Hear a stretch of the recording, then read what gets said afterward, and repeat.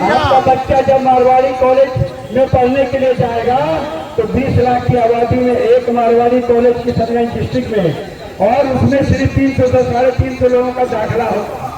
तो इतनी बड़ी आबादी और एक डिग्री कॉलेज, इसका मतलब हमारे लोगों को अशिक्षित रखने की, जाहिर रखने की ये साजिश रची जा रही है।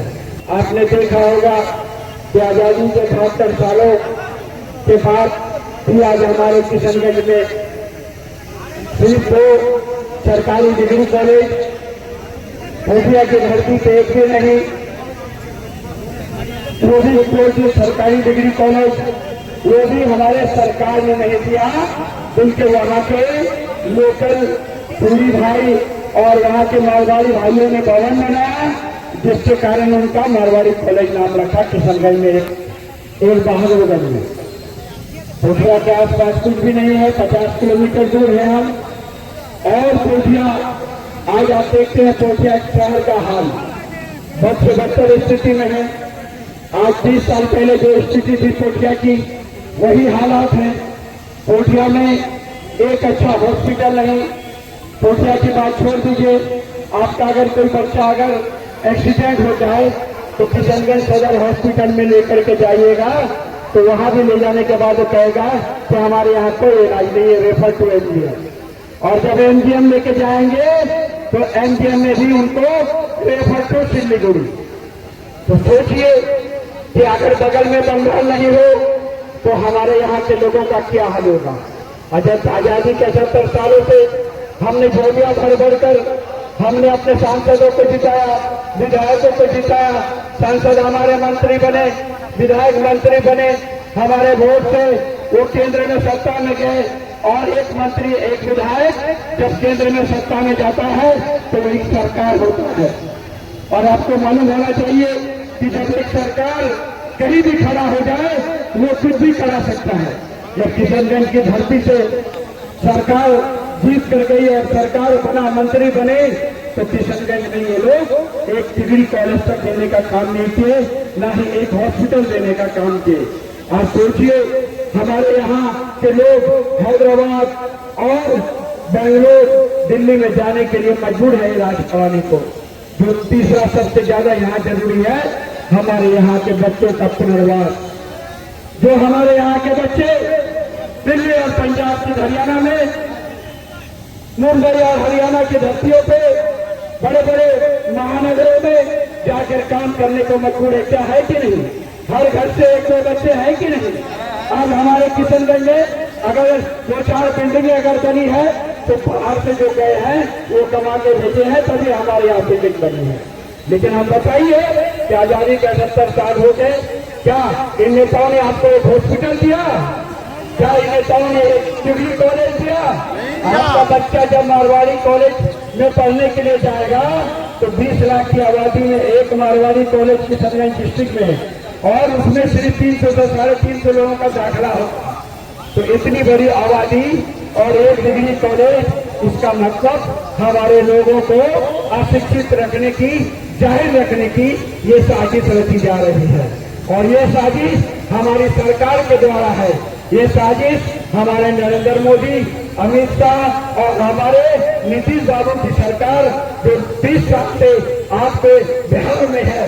लेकिन आप बताइए कि 20 साल में आपके किशनगंज के आपके इस बगल में आपका प्रखंड मुख्यालय है। अब बता दीजिए कि बिना पैसा का कोई काम होता है भाई?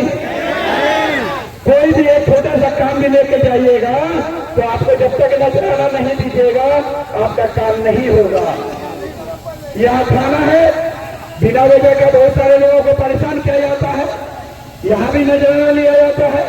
अगर पुलिस जुर्म और पुलिस जुर्म ये हमारे नेताओं को कंट्रोल में करने की जरूरत थी, लेकिन हमारे विधायक, हमारे सांसद कभी भी विरोध में थाना में आकर के टाइम आपको बताइए जनता दरबार लगाए नहीं लगाए? आप देखिए हैदराबाद में हमारे वरिष्ठ असदुद्दीन पूरे भारत के नेता हैं, पार्लियामेंट में जब भेजते हैं 543 सांसदों पे 542 सांसद उनकी आवाज को खड़े होकर के लबैक करता है, सुनता है। नरेंद्र मोदी भी उसके बात को काटने के लिए हिम्मत नहीं है उसकी, क्योंकि वो बैरिस्टर है, वो कानून की बात करता है और वो कानून के दायरे में रह करके हर बात आपको बताता है। तो जब बैरिस्टर सदुद्दीन ओवैसी हमारे सीमांचल में आए 2015 में, यहाँ की बदहाली देखी, यहाँ की अशिक्षा देखी, यहाँ के हमारे लोगों का पुनर्वास देखा, हमारे यहाँ के लोगों को जो हमारे बाहर में जाकर के काम करने को मजबूर है, हमारे यहाँ के रोड और नाले को देखा तो बहुत ही अफसोस किए कि हम लोग आज भी सीमांचल और किसानों की धरती पे इस तरह से जीने को मजबूर है। इसके लिए दोषी कौन है? इसके लिए दोषी कौन है? क्यों हम ऐसे लोगों को आखिर हम लोग बार बार वोट देकर के जिताते हैं? इसलिए इस बार सरकार से एक लीडर पैदा कीजिए, हर गांव से एक लोगन भाई बंद कर दीजिए, साउंड बॉक्स बंद कर दीजिए भाई।